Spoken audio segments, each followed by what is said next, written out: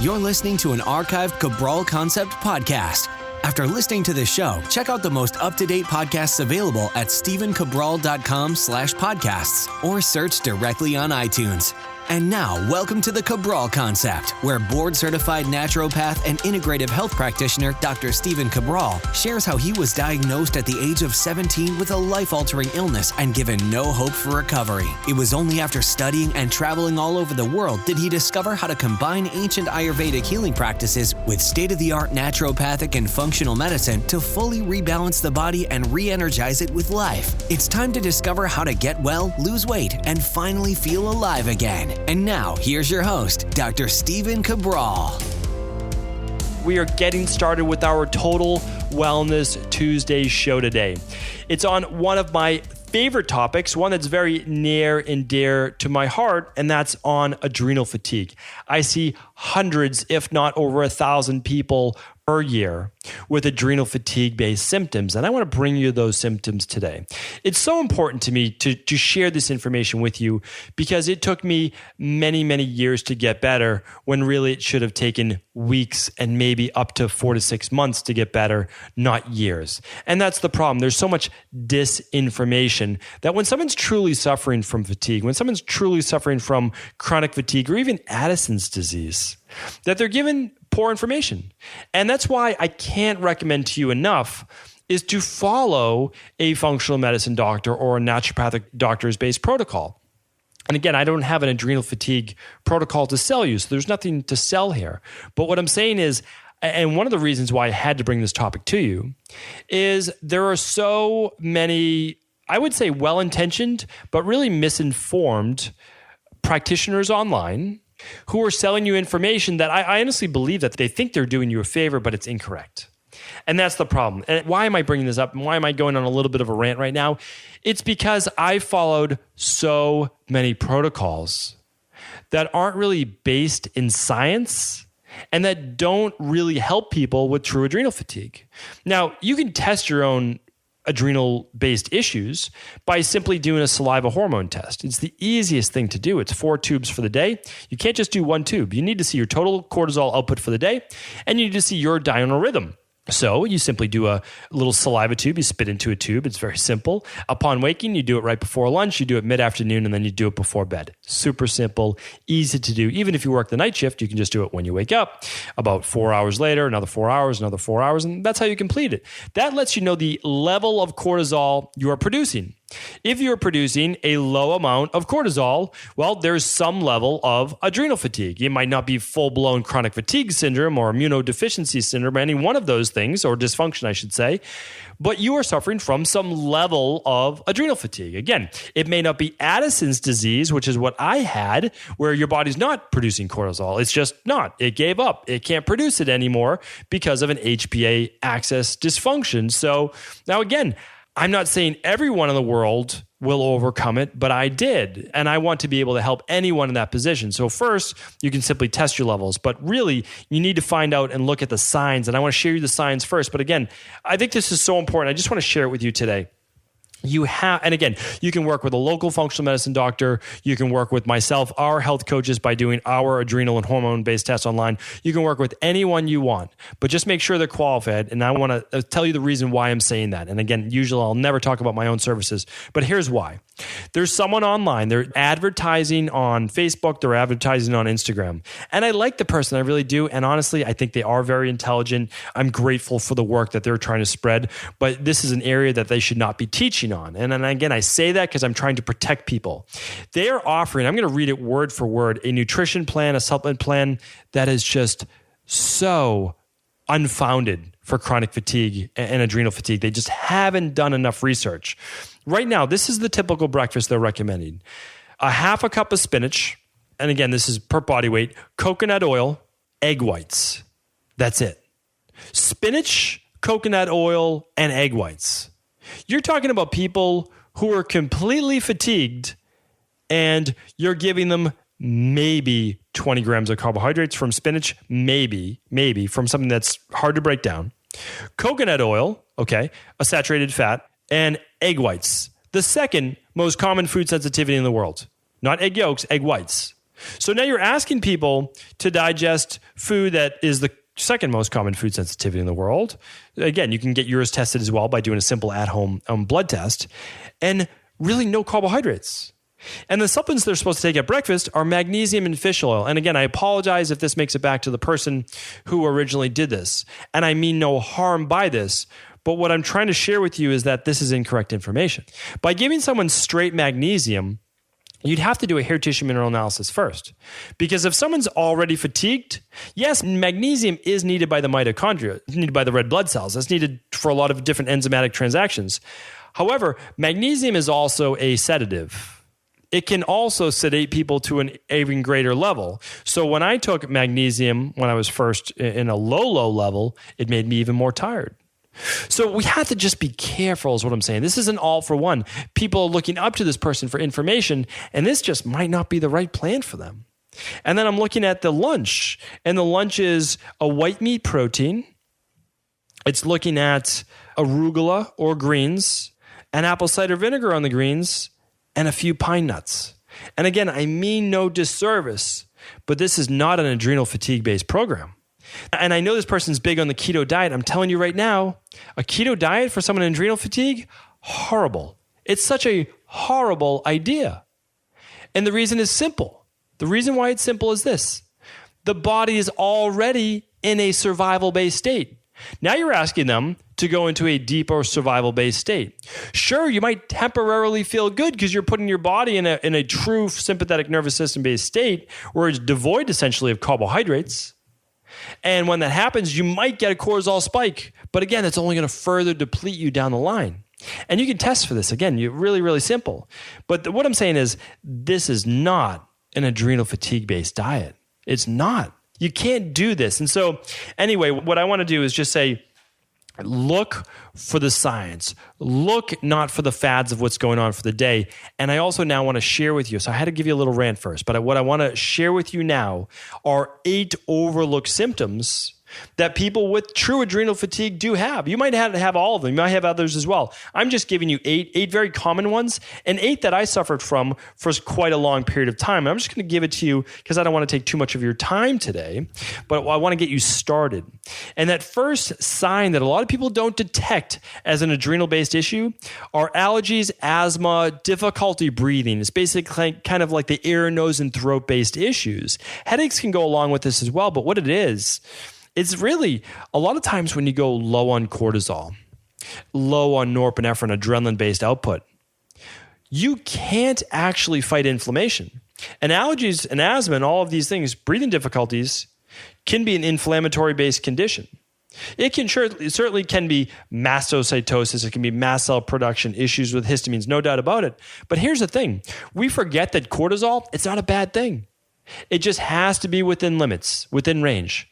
Because if you look at allergy medication and asthma medication, what are they giving you? Look at the back of the label. What are they giving you? Norepinephrine. They're giving you a form of adrenaline, a form of speed. They are giving you something that's going to push that sympathetic nervous system. That's going to give it a boost to increase adrenaline and glucocorticoids or just cortisol, right? So you have to look at it that when your body's running low, it might now start to show more signs of allergies, asthma. There's other reasons, but that's a big reason why. Another reason is recurrent infections. Recurrent infections, I dealt with this, didn't even know it was going on. Every 2 weeks from November through April, every 2 weeks, twice a month, sinus infection. Over and over and over. It got to the point, this is no exaggeration, it got to the point where I had refills from my primary care physician for Z-Pax, zithromycin. It's basically like a form of antibiotic. It is an antibiotic. Because it would just be one after the other after the other. Now, what my physicians didn't understand, because they're just not studying the gut microbiome, is that when you take your first antibiotic, well, and you do it for a sinus infection, you're setting yourself up for the second. The recurrence is like 100%, right? But you're also wiping out a lot of the good bacteria in your gut. And when that happens, that weakens your immune system because as we know now, 80% of your immune system is located in and around the gut wall. So really, really important to look at this is that When your body becomes weakened, when you do have the adrenal fatigue, you also don't have the strength to fight the infections. A lot of times after cortisol has been very, very high in the alarm phase of adrenal-based issues, what happens is it lowers secretory IgA. So it lowers your body's first immune response in the mucosa, in the nasal passages, and in your mouth. It's basically that's what it does. It allows these viruses to get through to a much easier degree. All right, number 3, something I dealt with many, many times and actually went to the hospital to have a tilt table test done. I had what's called postural hypotension. I also had POTS. I won't get into that today, but it's basically like dizziness upon standing. For me, POTS was, I'll give it to you quick, climbing up 6 stairs, 7 stairs. My heart rate would get to 150 beats per minute. It was insane. Doctors just couldn't figure it out. But what happens is this. With this dizziness, this postural hypotension, you get this low blood sugar. So you get a little dizzy when standing, and the reason is this. With adrenal alarm-based phase, when no one ever basically comes in when they're in the alarm stage because they kind of feel great. They feel like they don't even need to sleep. They have plenty of energy, all these things. They're running on high cortisol, high epinephrine, or high norepinephrine. What's happening is this, is that everything's constricted, but all of a sudden and that's because of a hormone called aldosterone as well, a mineral corticoid. When you have enough of that, your body's keeping the arteries constricted. Eventually, you produce less aldosterone. When you're getting into adrenal fatigue, that's one of the later stages. You produce less aldosterone. Now you have less get up and go. You get up, you can't properly constrict the arteries from the gastrocnemius, which is a muscle in the calf, to pump the blood back up to the heart and to the head. Really, really important. And you start to get that dizziness upon standing especially, or after exercise. Another big one is low blood sugar, hypoglycemia. Now keep in mind, I'm saying low, a lot of lows, right? Low cortisol, low aldosterone, low blood sugar, low blood pressure. Why am I saying this? Adrenal fatigue is all about lows. You feel low. You have low energy. You have low happiness, low mood. You're depressed. It's all of these things. It's low because your body has no energy. It's been zapped. What do you think? I mean, how do you think you would feel if you had low energy? Everything would be low. Everything's low. You can't produce the amount of energy, literally energy through your body with electrolytes as well. Because low blood sugar is one of those things where your body starts to operate more on sugar. There's no doubt about that at all. But part of it is this. So I actually had low blood sugar, but then I had type 2 diabetes. So I had low blood sugar initially. That's actually, it can be a precursor to type 2 diabetes. Not a lot of people know that. Not a lot of people know that at all. But what happens is eventually you can just have poor blood cell mechanism. So basically, the cell membranes can be improperly regulating the amount of sugar they take in or allow in the bloodstream. That's really big. And same with the pancreas. So an improper amount of insulin is released into the bloodstream. So essentially, I wanted carbs, sugar, all of these things to give me a little bit of a boost, but then all of a sudden my blood sugar levels would crash. I would overproduce insulin. It would start to pull in too much sugar, and then I'd be left with low blood sugar. Not good at all. The big thing is I started to learn to balance my proteins, my high fiber vegetables as well, and still get enough carbs in to give me energy. Really important too. We can't just take out all carbs like I was talking about earlier. Salt cravings. Now this goes hand in hand, but why would you crave salt? Well, salt is going to allow for a little bit of an increase in blood pressure to a healthy degree. Now, I'm not saying that salt even causes high blood pressure. That's a misnomer. That's an imbalance, actually, between potassium and sodium. That's an imbalance. And it's also an imbalance with the other minerals in your body. And there's so many imbalances, right? And it's also your kidneys' regulation of what it spares. So one of the reasons why I went low blood sugar is that my body started to spare or save potassium and dump sodium. And that leads me right now into my next point, is also excessive urination. Your body's drinking water. You might find this yourself. You have a very high thirst, extremely high thirst. I could literally, and my mother was so disturbed when she saw this, is I would get a glass of water and just literally pound it down. I would just drink it down. Then I would fill it back up and I would just drink down the next one. These are like 16-ounce glasses. This would be the equivalent to drinking 3 full water bottles, 3 full water bottles in literally under a minute. So obviously that's not normal at all, but my body was so thirsty. But the problem was it couldn't absorb that water. I didn't have enough minerals in my body. I didn't have enough trace minerals, but especially I didn't have enough sodium. So doing a pinch of sea salt. Yes, a squeeze of lime, a squeeze of lemon, but also that pinch of sea salt is vitally important as well, so that your cells can actually uptake that water, that they can use it. That's just, again, so important because your cells work off of an osmotic pump. So essentially, there's the majority of potassium's in the cell, the majority of the sodium's outside of the cell, but you still need that balance. And again, you can test this on a hair tissue mineral analysis as well. So I'll give you that in a moment. Another one is hyperpigmentation. Now, I see so many people with melasma, and we're talking about glutathione, we're talking about all these different things. And no doubt that glutathione helps, and these types of things help. But hyperpigmentation is almost just like alopecia. They both happen with a triggering event, a high stress event, a death in the family, a breakup in a relationship, like losing job. But really what I've seen it more so is always relationship, family based. No doubt about it. Some people get alopecia, some people get melasma, some people get the hyperpigmentation. I got the hyperpigmentation as well. Now, I got mine right around my waist, right around my hip bones. Some people get on the elbows. Some people get the melasma mask on the face. But really, that comes with an extremely high output of cortisol, extremely high hormone output in that way, followed by, of course, a crash. But it comes with the excessive cortisol output. And again, that will be proven more and more by science in the future as well. Digestive issues. That is my last point. Very overlooked. A lot of people think that, I have digestive issues, so that's why I got adrenal fatigue. Possibility that it could lead that way, right? But adrenal fatigue really comes from neurological based issues. And that's why, working out, exercise doesn't cause adrenal fatigue. Real neurological based issues cause this, or an imbalance in minerals causes this adrenal based fatigue. But digestive issues are a symptom. And here's why. When you have adrenal fatigue, you just essentially don't have energy in general. You don't have a lot of energy.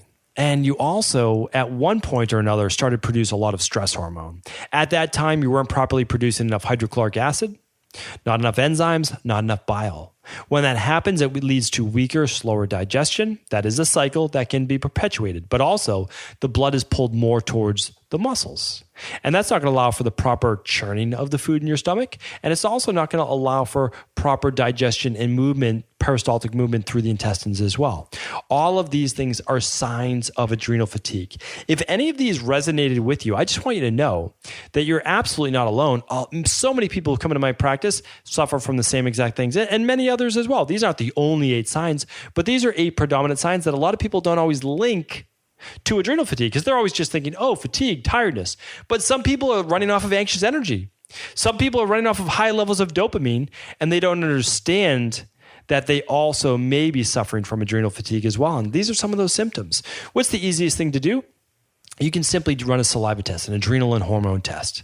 Really plain and simple. You can run it with a local functional medicine doctor in your area or a naturopathic doctor. You can run it with us. We'll link it up in the show notes today. As always, you can just go to stevencabral.com/564 for today's show notes. We'll link it up.